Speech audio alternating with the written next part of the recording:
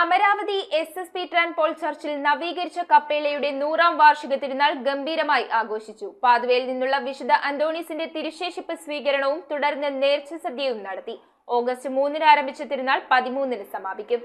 August 3-ാം തീയതി മുതൽ 13-ാം തീയതി വരെയാണ് Amaravathi S Peter and Paul ചർച്ചിൽ വിശുദ്ധ അന്തോണീസ് പുണ്യാളന്റെ നവീകരിച്ച കപ്പേളയുടെ 100ാം വാർഷിക തിരുനാൾ ആഘോഷിക്കുന്നത്.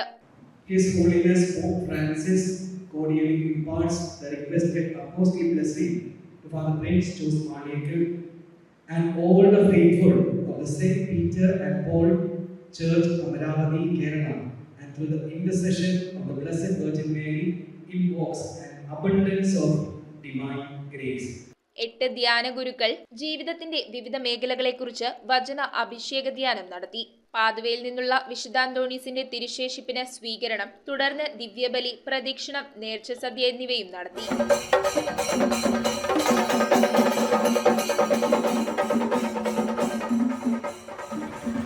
രാവിലെ 8 മണി മുതൽ രാത്രി 8 മണി വരെ യൂണിറ്റ് അടിസ്ഥാനത്തിലായിരിക്കും ആരാധന ദിനം നടക്കുക. തിരുനാൾ ദിനത്തിന്റെ സമാപന ദിനമായ ഓഗസ്റ്റ് 13-ന് തിരുശേഷിപ്പ് പ്രതിഷ്ഠാ ദിനം വൈകുന്നേരം 6 മണിക്ക് കൃതജ്ഞതാബലി, തിരുശേഷിപ്പ് പ്രതിഷ്ഠ, തിരുശേഷിപ്പ് വന്ദനം എന്നിവയും ഉണ്ടാകും. News bureau, Kochi.